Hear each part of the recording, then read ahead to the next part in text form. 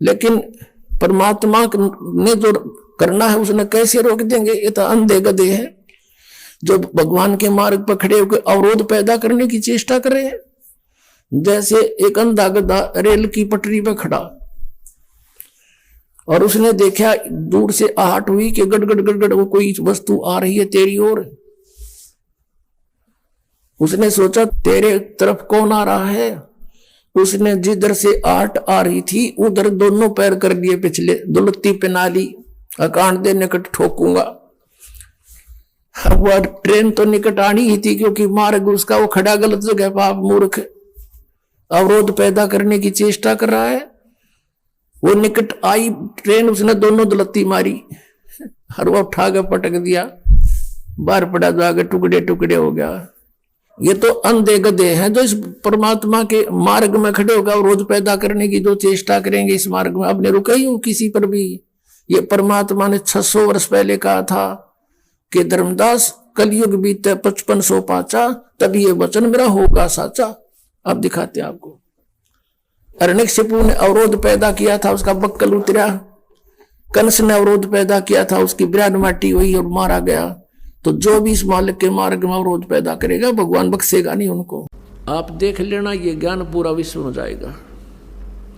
और जो हाहाकार मची हुई है अब किसी ने देख ले, 2 नंबर के काम करते समय कति आगा पीछा नहीं देखता मानो। मिलावट करने की दाव लगता है, मिलावट कर लेता है। चोरी का दाव लगता है, चोरी कर लेता है। रिश्वत का दाव लगता है, रिश्वत ले लेता है। एक माया ही आधार बन गई है। किसी क्षेत्र में देख लो, रक्षक भक्षक हो चुके हैं। ये स्थिति जो वर्तमान में अब मानव की हो चुकी है, ये बहुत क्रिटिकल स्टेज आ गई है। इज्जत रही नहीं, बड़े छोटे की शर्म रही नहीं। और माया के लिए आप देखते हो इतनी इतनी घटनाएं सुनते हैं। जब मंत्री, मुख्यमंत्री, प्रधानमंत्रियों को भी और जजों को भी ये कहा जा रहा है कि इनमें भी कुछ व्यक्ति घने भ्रष्ट हो चुके हैं, फिर आम जीव कैसे जीवेगा? उसको क्या आधार रह गया फिर जीने का? तो पुण्यात्मा, इस काल भगवान का तरीका है दूसरा, ऐसे दुष्ट लोगों को सेट करने का। इस काल का तरीका है जैसे परशुराम जी को भेज दिया, उसमें यही स्थिति आ गई थी जो वर्तमान में इन राजनेताओं की आ चुकी है। तो उस समय उन्होंने क्या किया कि वो सब दुष्ट हो गए थे। अक्षत्रिय लोग विष्णु लोक से एक पुण्यात्मा भेजी गए थे और परशुराम जी ने सभी अक्षत्रियों को उनको काटा था, फरसे से मूछ दिया था, कती काट दिया था। और पूरी पृथ्वी पर कोई उन्नकम्मी आत्मा छोड़ी नहीं थी। इस तरह सेटिंग करता है युग काल। और कबीर परमात्मा कैसे सेटिंग करता है, ये समाधान नहीं है जो वो किया गया था। उससे ठीक है, कुछ दिनों के लिए कुछ डर भय बन जाता है, लेकिन अंतःकरण में जगह बनी नहीं। परमात्मा कबीर जी का जो तरीका है वो ज्ञान के आधार से मानव को सच्चाई से परिचित करा करके, अध्यात्म ज्ञान से परिचित करा के इसका उत्थान करता है। बुरे से बुरा, डाकू से डाकू व्यक्ति भी इस ज्ञान को समझकर तुरंत बुराई त्याग देता है। तो एक बार अब फिर विश्व में ये ज्ञान पूरे विश्व में जाएगा। परमात्मा कबीर जी ने 600 वर्ष पहले अपनी वाणी में लिख रखा है कि धर्मदास, एक समय आएगा कलयुग में पूरे विश्व में मेरी ही पूजा हुआ करेगी। जो भक्ति करेगा वो तो करेगा मेरी ही, ना करेगा वो अलग बात होगी। और परमात्मा के चाहने वाली पुण्यात्माओं का किसी भी धर्म मजहब में कमी नहीं है, लेकिन उनको रास्ता ठीक ना मिलने से वो अपने अपने उस लोक वेद अक्षेत्रीय ज्ञान के आधार से फिर भी वो कोई ना कोई प्रयत्न परमात्मा के लिए कर ही रही है। तो अब एक बार फिर पुनः ऐसी स्थिति आएगी जैसे सतयुग में थी। इन कुछ पंथ ऐसे हैं जैसे राधा स्वामी पंथ, धन धन सतगुरु पंथ, इन जब बैठा दिया निरंकारी पंथ, और ये दूसरे जो हैं बाल योगेश्वर हंसा देश वाले पंथ, इन्होंने ऐसा जुल्म कर दिया, ऐसा लोक वेद बनवा दिया इन काल के दूतों के माध्यम से। ना तो ये ज्योति लगाने देते घी की, कहते हमने ज्योत नहीं लगानी, हमने तो अंदर ज्योत बालनी है, अंदर ज्योत देखनी है। अंदर ज्योत वो काल है, उसका के देखोगे अंदर की ज्योत का।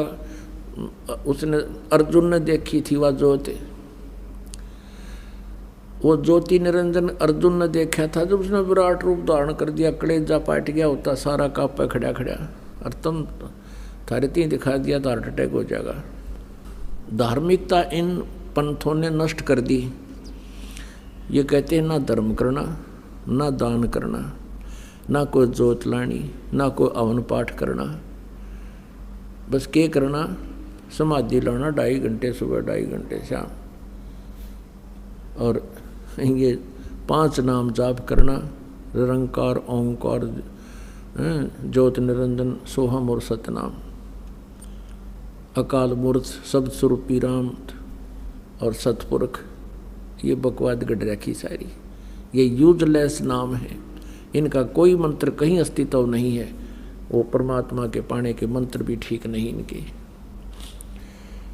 पहले हम विशेषकर हिंदू समाज में प्रत्येक के घर में जोत जला करती घी की।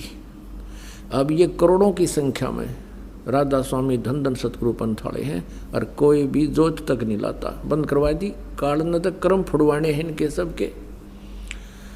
गीता जी अध्याय नंबर 3 में श्लोक नंबर 10 से लेकर 15 तक स्पष्ट किया है कि सभी प्राणियों की 14-15 में, अध्याय नंबर 3 के 14-15 में किया कि सभी प्राणियों का शरीर अन्न से उत्पन्न होता है, अन्न वर्षा से होता है, वर्षा यज्ञ से होती है, और यज्ञ शास्त्र अनुकूल साधना से होते हैं, और यहाँ शास्त्र अनुकूल कर्मों से यथार्थ यानी सही यज्ञ उससे होती है।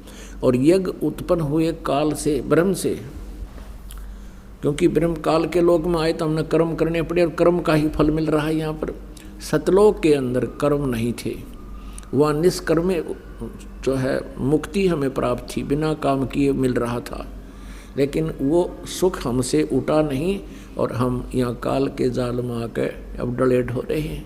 सारा जीवन बीत जाता है इस व्यक्ति का पेट के लिए, कठिन से कठिन प्रयत्न करता है, दिन रात नहीं पड़ता, दिन में धंधा करता है, रात में उसी की चिंतन करता रहता है, और वो भी पूरा नहीं होता है।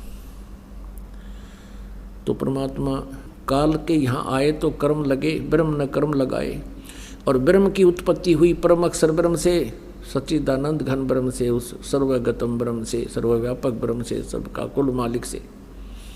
और वही ब्रह्म, वही परम अक्षर ब्रह्म सभी धार्मिक अनुष्ठानों में पूज्य है, वही प्रतिष्ठित है, उसी को इष्ट मानकर पूजा करनी चाहिए।